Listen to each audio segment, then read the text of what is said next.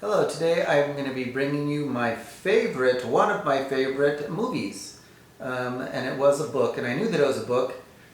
I just never bothered to read it for some reason, so then I guess ran out of things to read, so I decided why not give it a shot to see if I like it as much as I like the movie. Um, the movie Captain's Courageous has in 1937. It has tons of famous actors in it. Spencer Tracy played the lead part. Mickey Rooney's in it. Lionel Barrymore. Some other prominent actors are in it. The book, Captain's Courageous, the book was written in the 1890s. So you need to keep that in mind when I kind of compare and contrast these two things. The movie and the book are nothing alike. I'm telling you that it's basically two separate things that are going on. The characters' names are about the same.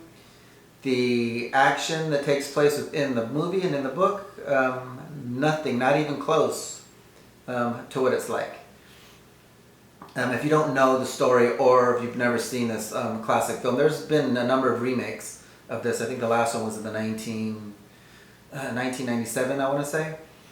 But no one's really, it didn't make that much of a big deal, but this is probably the one that everybody knows of the most.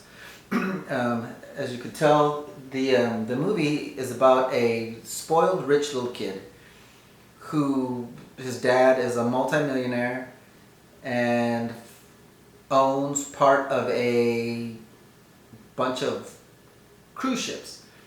Well, this little boy falls off the cruise ship and ends up in the water and is picked up by a fisherman. And the fisherman happens to be Spencer Tracy. Now, Spencer Tracy in this movie speaks with an accent. I think that's what it is. Spencer Tracy was a big star. He was under contract and is required to do so many films a year. So he wanted to do something more challenging. So I guess when the studio decided that they wanted to do Captain's Courageous, they asked him what character he would like to be. And he did pick a more challenging character, and he did speak with it's supposed to be a Portuguese accent, but he did speak with an accent, and it came off really well.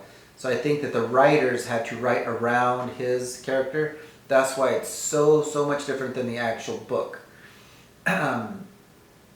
So when they pick him up from the water, the little boy and Spencer Tracy's character, they become close friends as like a father figure.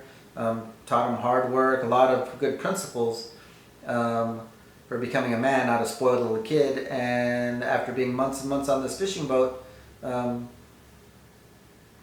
he grows up and be a respectable person. There is some drama that takes place. There is some things going on. It's actually a very sad movie. If you watch the very end of it, it is really sad. So just kind of be prepared with that. The book, on the other hand, as I was saying, it has nothing to do with the movie. I mean, the little kid does fall off of the boat and is picked up, but he's picked up by Spencer Tracy's character. But that character in the books plays a minimal part. The actual main characters would be Mickey Rooney's part in the book. They're about the same age, teens. And he teaches them how to fish. The whole crew basically embraces this little kid, and he becomes a man and is very liked and respected. Towards the end of the book, there's really no drama that takes place. I mean, a little bit in the middle of the book, where one of the other ships, something had happened to it, and a lot of the crew had died due to an accident.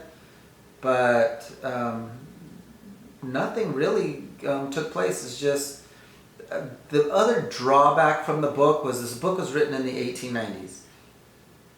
So in the 1890s, the author wanted to be as realistic as he could. So he used a lot of vocabulary that they used for fishing boats in that time, the 1890s. So a lot of the vocabulary and the terminology was really kind of hard to follow.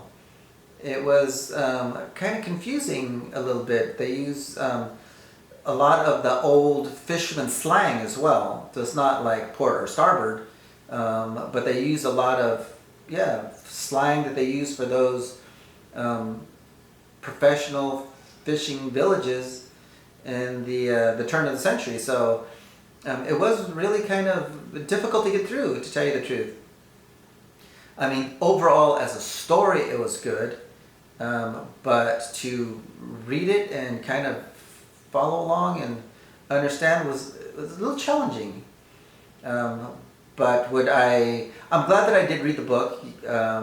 Of course, it was a good book. It really was a good book. So I hope all this negativity doesn't stop anybody from reading the book. It was good, just a little hard to follow, a little hard to get through because of the vocabulary and the dialogue used by the writer. But this movie is a lot of fun to watch. There is good principles within it, but there is some action, comedy. It is kind of funny, some drama at the end, which again is kind of sad. So still, this is one of my favorite classic movies to watch.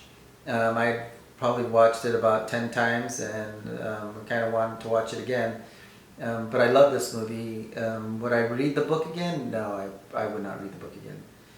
I am, glad that I did read the book, but it's no, nothing probably. So if you like these, follow, like, and I'll be bringing you more.